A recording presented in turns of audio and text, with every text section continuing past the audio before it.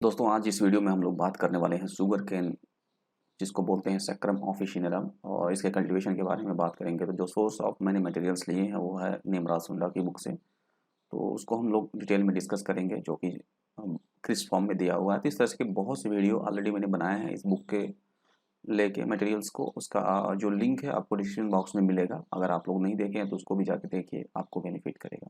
तो जैसा बता दूं दोस्तों कि शुगर केन को जो बोलते हैं जो है सैक्रम ऑफिशिनेरम, जो कि हम नोबल कैन के नाम से भी इसको जानते हैं और ये कल्टीवेटेड है। आपका मैक्सिमम एरिया में आपको सैक्रम यही केन मिलेगी।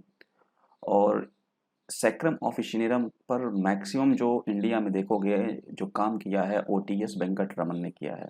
ये साइंटिस्ट थे, इन्होंने हाइब्रिडेशन पर बहुत ही ज़्यादा काम किया और इसलिए इनको शुगर केन विजार्ड भी बोलते हैं। और जो सैक्रम इसमें जो वर्ड है ये संस्कृत वर्ड से इवॉल्व है, जिसका नाम संस्कृत वर्ड है उसका नाम है सरकारा और उसका मीन होता है शुगर। ठीक है। अगर हम शुगर केन इंडस्ट्री की बात करें, शुगर इंडस्ट्री की, तो ये जो शुगर इंडस्ट्री है ये one of the largest agro based processing industry है। आप अगर देखोगे इंडिया में। और 2006 में लगभग में 582 शुगर फैक्ट्रीज थी, जिनमें से मैक्सिमम जो है महाराष्ट्र में है। 134 के करीबन जो है महाराष्ट्र में ही है।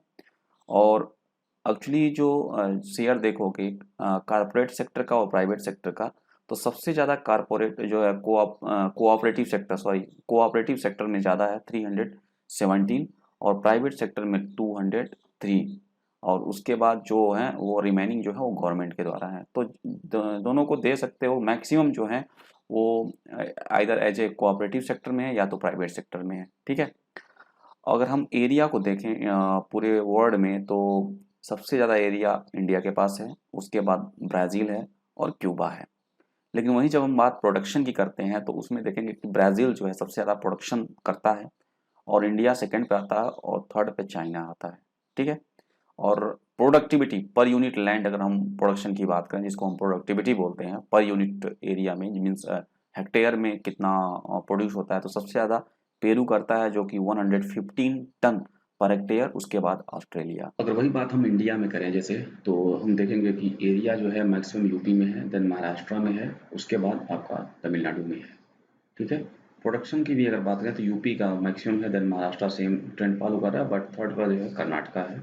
और प्रोडक्टिविटी है वो तमिलनाडु की है। 99.1 टन जो है आपका, करीबन 99 या 100 टन के करीबन जो है प्रोडक्टिविटी है पर हेक्टेयर की। तो इसके पीछे रीजन ये है कि जो साउथ इंडिया है वो आइडियल कंडीशन होता है शुगर केन कल्टीवेशन के लिए, इसलिए वहाँ पर आपको इसका प्रोडक्शन पर यूनिट लैंड जो है ज़्यादा मिलता है। और अगर हम इसकी बॉटनी की बात करें तो आप देखोगे कि ये एक ग्रेमी फैमिली का है, जिसको पोएसी या ग्रास फैमिली भी बोलते हैं। और ये पेरिनियल नेचर का होता है। ठीक है। पेरिनियल नेचर मीन्स जिसकी लाइफ साइकिल कंप्लीट हो मोर देन 2 सीजन्स में, उसको आप 2 सीजन या 2 ईयर में, तो उसको बोलते हैं हम पेरिनियल। और आपका इसका क्रोमोसोम नंबर आपको 2n80 है। और इसका जो इन्फ्लोरेसेंस होता है वो स्पेशल होता है और इसलिए उसको एरो बोलते हैं। और एक्चुअली ये होता क्या है, ओपन ब्रांच का, इस पर ओपन ब्रांच पेनिकल्स होते हैं। इस पे आप देख सकते हो यहाँ पर ये पूरा ओपन एक ब्रांच होता है। ब्रांच तो पूरी पूरी जो पेनिकल है टर्मिनल पेनिकल होता है, और ये ब्रांच ओपन ब्रांच होती है इसमें, और इसको एरो बोलते हैं। ठीक है। और इसका नेचर क्या है, ये C4 प्लांट है। और जो जो भी C4 प्लांट होते हैं ये अवॉइड करते हैं फोटो रिस्पायरेशन के प्रोसेस को, इसलिए इनमें देखोगे इनकी प्रोडक्टिविटी, जो भी C4 प्लांट्स होते हैं उनकी प्रोडक्टिविटी ज़्यादा होती है एज कम्पेयर टू C3 की। ठीक है। और पेप कार्बोक्सिलेज एंजाइम जो होता है कार्बन डाइऑक्साइड एसिमिलेशन के लिए जो होता है, ये यूज करते हैं ये प्लांट्स। ठीक है। और 4 कार्बन कंपाउंड जो होते हैं इसमें ऑक्जेलो एसिटिक एसिड जो है फाइनल प्रोडक्ट्स में फॉर्म होता है। और ये इंटरमीडिएट सार्डे प्लांट है। इसका मतलब है कि इसको 12 आवर्स का लाइट और 12 आवर्स का डे लेंथ नियर अबाउट यही रिक्वायर्ड होता है, इसलिए इसको इंटरमीडिएट सार्डे प्लांट बोलते हैं। और आपसे बताऊं शुगर केन के लिए जो मैंने बोला था कि जब सबसे आइडियल कंडीशन है वो आपका जो बिकॉज ये एक ट्रॉपिकल प्लांट है, तो इसका जो सबसे आइडियल जो एरिया है हमारे इंडिया में देखोगे साउथ इंडिया है, वहाँ पर इसका प्रोडक्शन जो है बहुत अच्छा होता है because this area is ideal for the cultivation. अब इसके अगर ओरिजिन की बात करें तो बता दूं सैक्रम ऑफिशियनम जो है नोबल केन जिसको बोलते हैं उसका जो ओरिजिन है न्यूबिनिया है। अब उसके बाद हम बात करने वाले हैं जैसे कि जो सैक्रम है उसकी क्या क्लासिफिकेशन है। तो मैं बता दूं सैक्रम जो जीनस है उसके आप देख सकते हो जो कि काफ़ी कल्टीवेटेड में है और उसमें कल्टीवेटेड 3 हैं जैसे सैक्रम ऑफिशियनम है, सैक्रम बारबेरी है, सैक्रम साइनेंस है। ठीक है। अब जो सैक्रम ऑफिशियनम जो काफ़ी कल्टीवेटेड है इसको नोबल केन भी बोलते हैं और ये ट्रॉपिकल केन बोला जाता है इसको। और इसका जो देखोगे ये थिक होता है और जूसी होता है काफ़ी और इसमें फाइबर कंटेंट बहुत ही कम होता है, लो फाइबर होता है और इसका क्रोमोसोम नंबर 2n80 है। तो ये देख सकते हो जो है सैक्रम ऑफिशियनम जिस तरह से सैक्रम ऑफिशियनम दिखता है। दूसरा हम बात करेंगे सैक्रम बारबेरी का। ये इसका हम इंडियन केन भी बोलते हैं क्योंकि इसका जो ओरिजिन है वो इंडिया है और इसमें लो सुक्रोस होता है, हाई फाइबर होता है और इसका जो स्टॉक होगा शार्ट होगा और थिक होगा। ठीक है। और इसका जो क्रोमोसोम नंबर है आपका देख सकते हो 82 से लेके 124 तक है। अगर हम इसको देखें तो आप देख सकते हो सैक्रम बारबेरी है और इस ये दिखने में इस तरह दिखेगा और ये थिक और जो इसका जो स्टॉक है वो शॉर्ट है एज कम्पेयर टू सैक्रम ऑफिशियनम के। ठीक है। अब तीसरी जो कल्टीवेटेड स्पीसीज है सैक्रम साइनेंस है। ये जो सैक्रम साइनेंस को जो बोलते हैं ये चाइनीज केन बोलते हैं और ये मीडियम इसमें सुक्रोज पाया जाता है और हाई फाइबर होता है और इसका जो स्टॉक होगा लॉन्ग एंड थिन होगा और क्रोमोसोम नंबर 2n118 है। तो ये देख सकते हो ये है सैक्रम चाइनेंस। तो इसका जो स्टॉक है काफ़ी लंबा होता है as compare to Saccharum barberi का। ठीक है। इसके अलावा भी देख सकते हो वाइल्ड स्पीसीज भी हैं जो जैसे सैक्रम स्पॉन्टेनियम है जिनमें वेरी लो शुगर होता है और वेरी हाई फाइबर होता है। और ये देख सकते हो सैक्रम स्पॉन्टेनियम ये ग्रास कह सकते हो वाइल्ड ग्रास होता है और आपको काफ़ी इधर उधर दिखने को भी मिल जाएगा आपके आसपास एरिया में।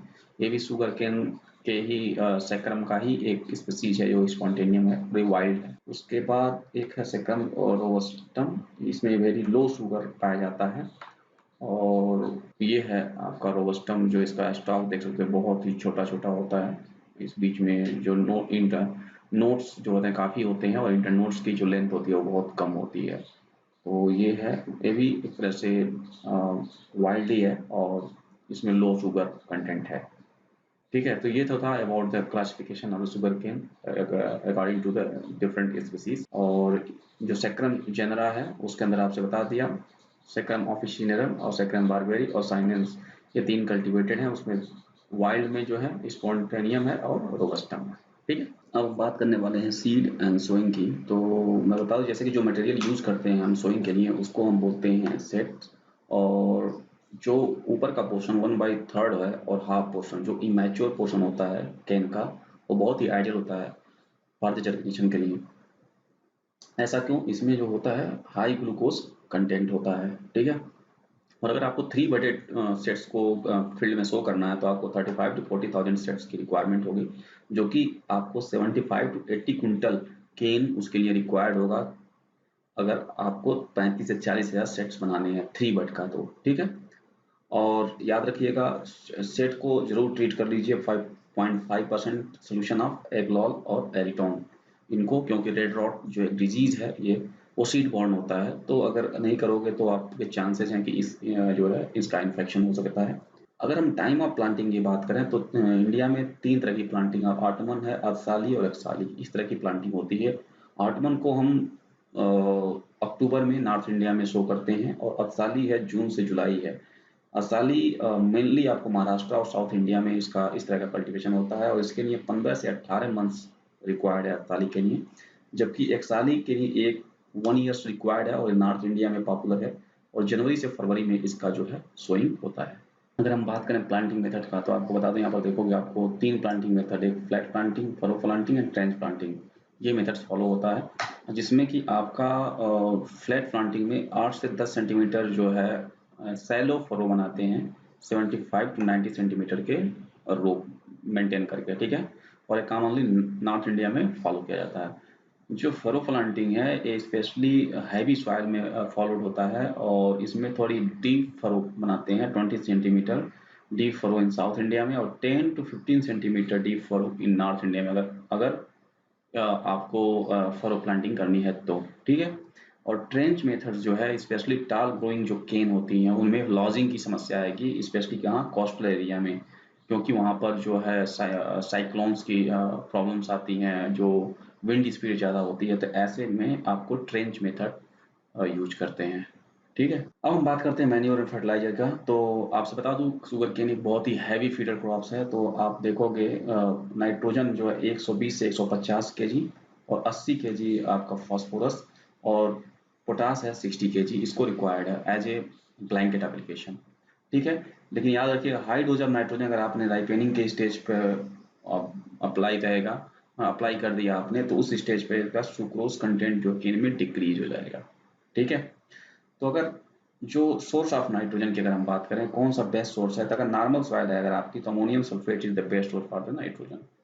सलाइन अगर सॉइल है तो आप यूरिया अप्लाई करो, और एसिड सॉइल है तो आप कैन, कैल्शियम अमोनियम नाइट्रेट जो सोर्स है नाइट्रोजन का, वो आपके लिए सबसे बेस्ट है अगर आप अप्लाई करते हैं तो, ठीक है। और जो आपका अमोनियम सल्फेट होता है, इसमें 21% आपका नाइट्रोजन पाया जाता है, और 24% आपका सल्फर पाया जाता है, ठीक है।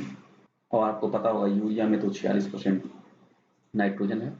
और ये जो आपका CAN है, कैन है, इसमें आपका 27% जो है नाइट्रोजन पाया जाता है, नाइट्रोजन। लेकिन इसकी ब्यूटी ये है कि 50% जो है इस 27% का आपका अमोनिकल, और 50% आपका NO3 नाइट्रेट में पाया जाता है, ठीक है। इसलिए इसको एसिडिक सॉइल में यूज करते हैं, ठीक है। तो 27% नाइट्रोजन इसमें है, 46 इसमें है, और 31 इसमें है, ठीक है।